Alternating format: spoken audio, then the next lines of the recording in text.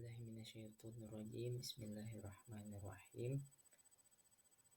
Pada kesempatan kali ini saya akan membahas ayat 1 sampai dengan 3 daripada surat An-Naba. Ini salah satu surat pada juz 30 di dalam Al-Quran. Bismillah. Surat An-Naba sendiri memiliki beberapa penyebutan di sebagian selain daripada suratun Naba itu sendiri. Di beberapa kitab tafsir dan mashahif, surat An-Naba kerap disebutkan sebagai suratu Amma dan juga suratu Amma yatasa'alun dan juga suratut Tasa'ul, dan ada beberapa penyebutan yang lainnya. Suratun Naba sendiri diambil karena liwuku'i kalimati an-naba. Di dalam kitab Tahrir wa Tanwir dijelaskan liwuku'i kalimati an-naba.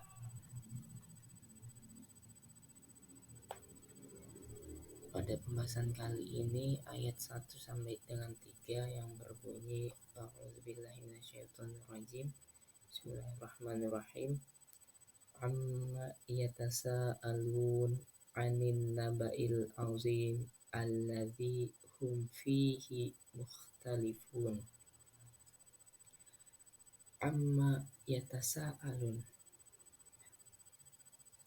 Amma sendiri merupakan kalimat tatarakabu min kalimataini, an dan juga ma.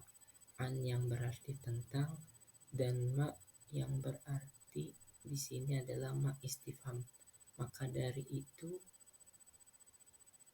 ma di sini dia tidak memakai alif. Jadi untuk membedakan ma yang dimasuki dengan harfu jar antara ma mausulah dan ma istifham, untuk ma istifham dia tidak memakai alif. Jadi pada intinya surat An-Naba ini diawali dengan kalimat pertanyaan, dengan sebuah pertanyaan. Dan pertanyaannya kenapa diawali dengan pertanyaan itu? Di dalam kitab Tahrir wa Tanwir yang ditulis oleh Syekh Al-Imam Ibnu Ashur dijelaskan iftitahut tashwik. Jadi kenapa diawali dengan pertanyaan?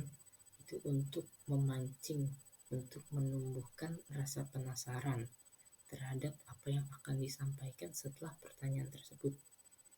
Kayak contohnya, tahu gak sih, orang yang mendengar itu pasti kayak langsung penasaran gitu. Tahu gak sih? Dia penasaran dengan apa yang akan kita ucapkan gitu. Setelah kita bilang tahu gak sih, itu kan berarti khobar yang tidak biasa gitu. Kemudian juga karena setelahnya itu merupakan berita yang azim, berita yang besar, berita yang luar biasa, yang agung. Wa min tashwiki bi tariqatil ijmal summa tafsil al-muhasila li tamakunil khabar al-ati ba'dahu fi nafsi sami akmala tamakun. Kemudian yatasa'alun sendiri merupakan yang memiliki arti saling bertanya-tanya, saling mengomongkan. Pada di sini memiliki dua makna, makna hakiki dan juga makna majazi. Pada makna hakikinya, orang-orang kafir itu bertanya-tanya, mereka saling menggunjing, saling ngomongin gitu. Mereka ngomongin tentang kabar ini. Dan pada makna hakikinya mereka bertanya-tanya itu memang karena mereka tidak tahu, dan mereka melakukan itu atas dasar rasa ingin tahu. Tetapi kalau kita pakai makna majazinya, Di sana mereka sebenarnya bukan belum tahu, bukan tidak tahu, tetapi mereka sudah tahu. Tapi mereka bertanya-tanya itu sebagai sebuah ejekan atau olokan. Sebenarnya mereka udah tahu, tapi mereka masih bertanya-tanya sebagai sebuah ejekan gitu.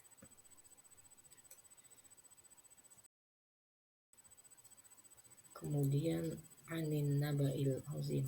An-naba al-azim di sini ada sebagian ulama yang berpendapat bahwasanya yang dimaksud dengan an-naba al-azim di sini adalah hari kebangkitan, yaumul ba'ats. Kemudian ada yang menafsirkan sebagai kenabiannya Nabi Muhammad, dan juga ada yang menafsirkan sebagai bahwasanya an-naba al-azim di sini itu adalah Al-Qur'an. Alladzi hum fihi mukhtalifun. Pada ayat ini Allah memakai jumlah ismiyah. Kenapa Allah memakai jumlah ismiyah? Kenapa enggak alladzina yakhtalifuna fihi? Kenapa harus alladzihum fihi mukhtalifun? Kenapa harus jumlah ismiyah? Dan dijelaskan dalam kitab ini litufida al-jumlah al-ismiyah anna al-ikhtilaf fi hadha naba mutamakkin minhum wadaimun fihi lidalalatil jumlah ismiyah ala dawam wastabat. Ini menandakan bahwasanya jumlah ismiyah itu menunjukkan bahwasanya al-ikhtilaf yang terjadi di antara mereka itu. Jadi ikhtilaf sini kan dari an-naba al-azim tersebut ada yang percaya, ada yang tidak.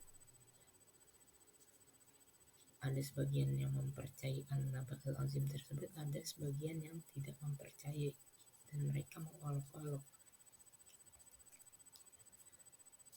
Litufidal jumlah ismiyah anal ikhtilaf fi amri hadzal naba mutamakkin minhum wa da'imun fihim lidalalati jumlah ismiyah ala dawam, yang menunjukkan bahwasanya al-ikhtilaf di dalam an-naba ini itu akan terus terjadi dan secara terus-menerus gitu.